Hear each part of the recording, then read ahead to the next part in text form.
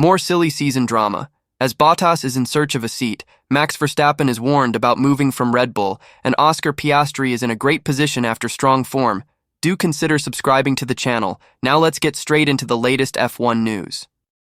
Valtteri Bottas began the year with optimism about his F1 future. However, the 10-time race winner finds himself in an increasingly difficult position to continue in Formula One. There are still a few seats left for 2025, but Valtteri Bottas is not seen as a front-runner to join any. The prevailing sentiment from Valtteri Bottas at the beginning of the season was one of confidence. He consistently told the media that it was a matter of if, not when, he would sign a 2025 contract. This was despite the fact that, even before the year began, Bottas was exploring alternatives to Sauber. Bottas was compelled to explore alternatives because, despite spending several years at the Swiss outfit, he did not appear central to their project. The 34-year-old knew going into this year that counting on Audi to offer him an F1 deal was risky. After signing Nico Hülkenberg, the team now led by Mattia Binotto were quick to negotiate with other drivers.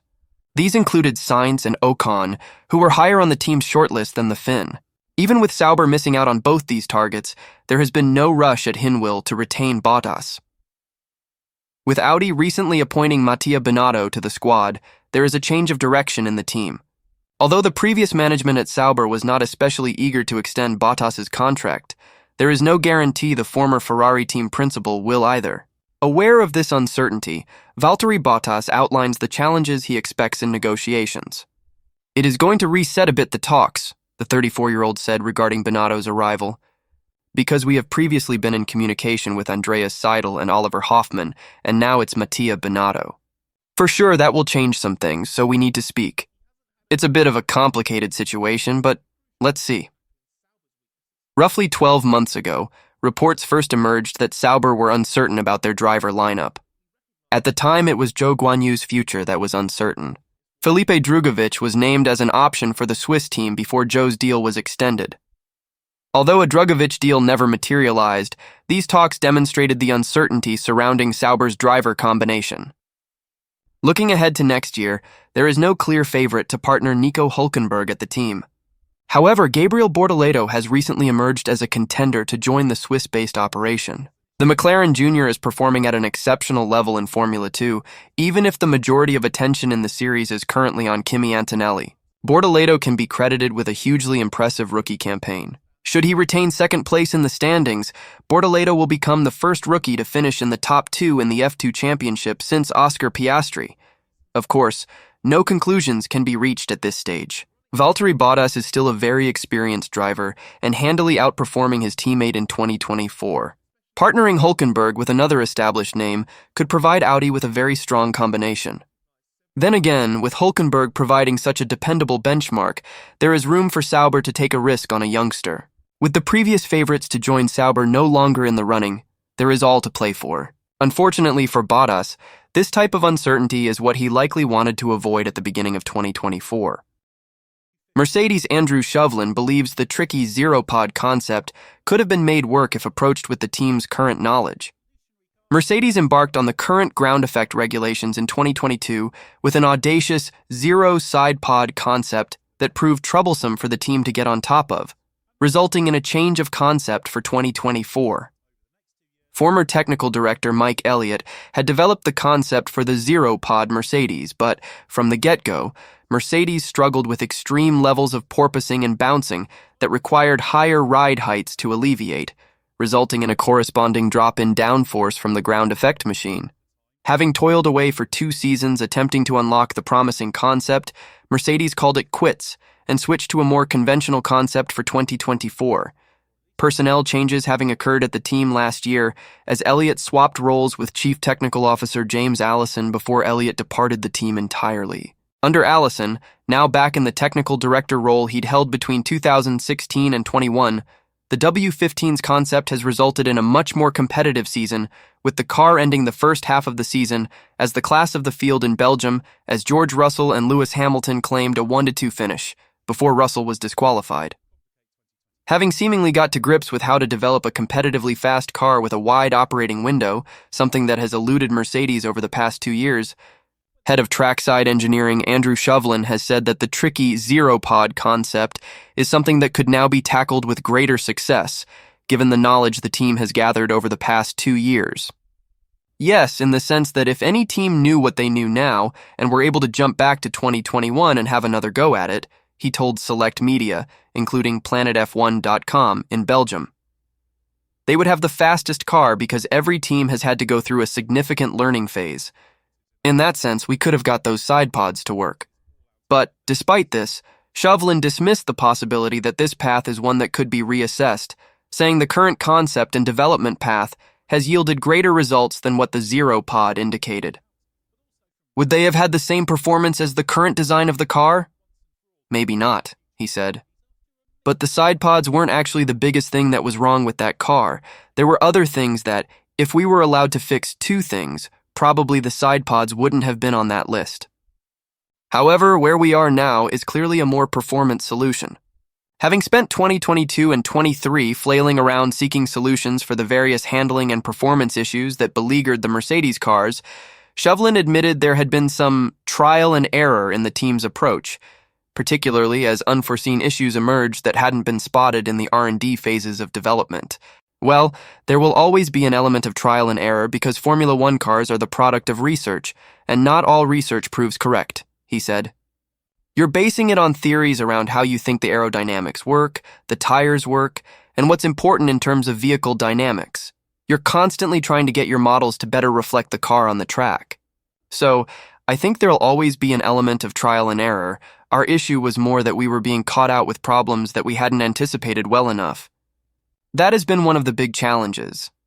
But if you just look at the way that the performance of teams is moving around at the moment, it's evident that no one understands everything that there is to know about the current generation of cars. Jacques Villeneuve believes Max Verstappen will struggle to recreate the dynamic he has with Red Bull at any other team.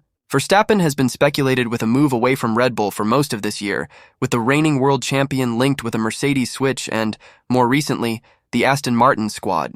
Mercedes boss Toto Wolff has made no secret of his desire to sign Max Verstappen as a replacement for Lewis Hamilton as the 7-time F1 world champion leaves for Ferrari at the conclusion of this season. While Verstappen himself has moved to cool this speculation in recent weeks, the rumors about the Dutch driver seeking new pastures have refused to completely die down and, indeed, have picked up again recently, as Italian publication Autosprint reported that Aston Martin owner Lawrence Stroll is seeking to tempt Verstappen away from Red Bull, perhaps to follow in the footsteps of Adrian Newey, if rumors about the 65-year-old having been signed prove accurate. But if Verstappen does decide to switch things up and leave Red Bull for a new challenge, 1997 F1 world champion Jacques Villeneuve believes there could be something of a culture shock awaiting the Dutch driver. Having been part of Red Bull's program even before entering F1 with Toro Rosso in 2015, stepping up to Red Bull Racing the following season, his near decade at the Red Bull Racing team has cemented his position as the undisputed number 1 within the squad, with the team focusing on his talents and efforts to make him a multiple world champion. This dynamic isn't guaranteed elsewhere, believes Villeneuve, with the French-Canadian asking the question of whether he could recapture this comfort at another team. It depends on what becomes available for Max Verstappen, he told InstantCasino.com when asked whether Red Bull is still the best home for Verstappen. Or, there is no space at McLaren. Would he be treated any better at Mercedes? And would he take George Russell or Kimi Antonelli's seat? Both Russell and Antonelli are Mercedes products and have been heavily invested in. But Mercedes would probably want to sign Verstappen just to rob their big rivals Red Bull of their star driver. There is no good team for Verstappen to go to right now, but in the long term, we'll have to see. He's been in the Red Bull bubble his whole career, and it won't be easy to recreate that comfortable atmosphere at another team. Part of the reasoning behind the rumors about Verstappen is due to the terse relationship between Red Bull team boss Christian Horner with Max's father Jos Verstappen, who, earlier this year, called for Horner's job in the wake of the dismissal of the Red Bull GmbH internal investigation into Horner's alleged behavior. The relationship is understood to have improved somewhat in recent weeks, and Villeneuve believes the younger Verstappen will be able to overlook these issues to make the decisions that work best for him. The relationship between Jos Verstappen and Christian Horner is not good, Villeneuve said. But we know how Max Verstappen thinks. He wants a car that wins. It seems he's moved on the story at the start of the season, and I think both Max and the Red Bull team know they need each other to succeed. They will probably be willing to put behind any recent hardships. Fred Vasseur is encouraged that Ferrari have been stepping out of their comfort zone in F1 2024, as he believes that has been one of Red Bull's biggest trump cards in recent times. Although Ferrari took a misstep earlier this year with their Spanish Grand Prix upgrades, prior to that, Scuderia had been in good form starting back at last year's Dutch Grand Prix when they seemed to turn a corner with the SF23. Scoring more podiums than any team except the dominant Red Bull outfit, Ferrari continued that trend in the early part of this season with the SF24, which is an evolution of the F1 2023 car. However, accelerating their development plan, they brought new parts including a revised floor to the Spanish Grand Prix, which introduced porpoising to the car and forced them to roll back up on the updates. But despite the negative impact that's had on recent results, Vasseur sees encouraging signs with today's Ferrari team more willing to be aggressive and take risks. "We became more aggressive," he told Automotor Unsport of the last 12 months. "For me, this new basic attitude had more impact than anything else. That means daring to step out of your comfort zone, whether it's the amount of fuel you need for the race, the weight, the cooling, or the car's setup. In my opinion, that was one of Red Bull's biggest trump cards. But put to him that risks can lead to mistakes, as Ferrari made with their Spanish updates, Vasseur defended his stance. Yes, but it also sharpens the senses, he insisted. For example, if you want to push the weight to the limit, you have to think very carefully beforehand about how much weight the car will lose during the race due to wear and tear on the underbody, the tires, the brakes, and the oil consumption. So you learn to push the limit in all areas. If the result is 3 kilograms and you take 4, you have already lost weight. The same goes for cooling. I can open the fairing 1 notch more than the limit. Then I have a nice life without worries. Depending on the circumstances, I may have to manage a little more here and there during the race, but the bottom line is that it costs less than it brings. Every kilo too much, every degree cooler than necessary, costs you 3/100ths. In total, you have given away 1/10. That can make up 3 positions on the starting grid. If you operate at the limit, you have to think a lot more. The more attention you pay to a topic, the more precisely you work. This thinking continues in all other areas. Of course, he accepted, you expose yourself to the risk of making mistakes. If things are going really badly, you just have to slow down a bit to stay within limits, or you'll be disqualified. But that's the price you have to pay if you want to be at the front. That's how your competitors see it too. When the field is so evenly balanced, you can't leave anything on the table. That's why I take responsibility for mistakes. If they happen because we were aggressive, then I accept mistakes. If they arise from carelessness, then that's a different story. Ferrari have slipped behind McLaren to 3rd in the Constructors' Championship, where they trail the Woking team by 21 points. Now a regular face towards the front of the grid, Lando Norris believes he and Max Verstappen have more crashes to come. McLaren driver Norris and Red Bull's Verstappen are good friends, but for the first time in F1 2024, the duo have found themselves in wheel-to-wheel combat on the track regularly, with McLaren, like Mercedes, having eliminated Red Bull's buffer that had seen them dominate the F1 ground effect era. The first flashpoint between the pair arrived at the Austrian GP as Norris and Verstappen collided while battling for the lead, resulting in punctures for both drivers.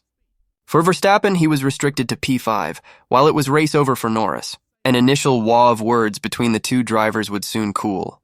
However, with Norris now firmly inserted in that battle at the front, he believes future collisions will come with that, including more shunts with Verstappen. "I expect to crash more in the future with different people, with Max," Norris told Racing News 365. "Not because it's an expectation of I expect to crash with them.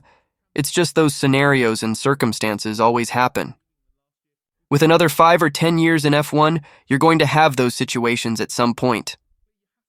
Norris is Verstappen's closest threat in the Drivers' Championship. Norris 78 points behind. However, the Brit was recently presented with the theory that he is not ruthless enough to truly take a title fight to Verstappen. "I don't care what people say," he began in response to that. "I'm a nice guy and I try to be respectful in every way that I can.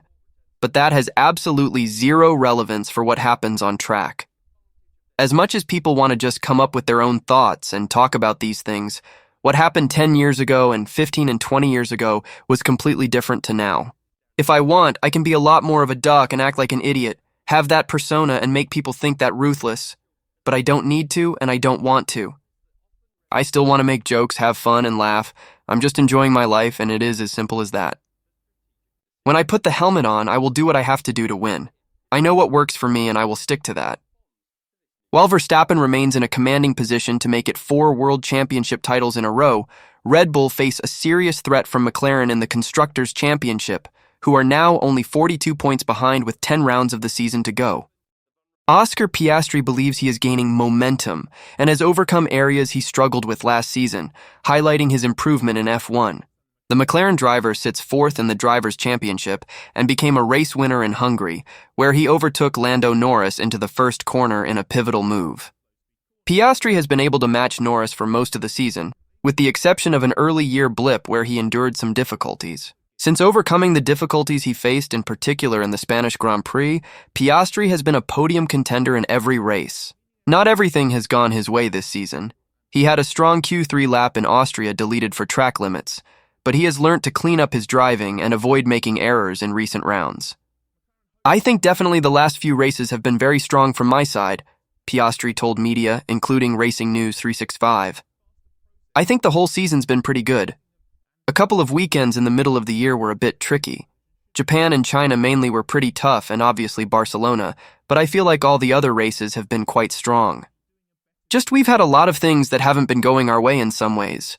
Whether it's interesting track limit penalties or crashes or mistakes, there's always been just things, and I feel like the last few races I have been able to tidy it up.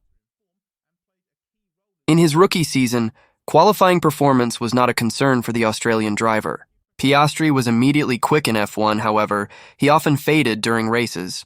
This was down to his tire management, as Piastri often used the best of his tires before his opponents. Tire preservation is an area which has clearly been addressed, as proven in the Belgian Grand Prix where his pace improved in the latter stages whilst managing his tire wear. He recognizes himself that he has taken a step forward, with Piastri noting that the Belgian GP would have been difficult for him 12 months ago. I feel like I've taken a step forward from last year, definitely. And I think in these tricky kind of races like Belgium, last year I was struggling in a race like this. So I feel like I've made good progress, and obviously the car is very quick as well. I feel like I'm gaining some nice momentum, which is good, but I know how quickly it can turn around and go the other way as well. I just keep trying to build on it, but I feel like I'm in a strong place. Thanks for watching the video. I'll see you in the next one.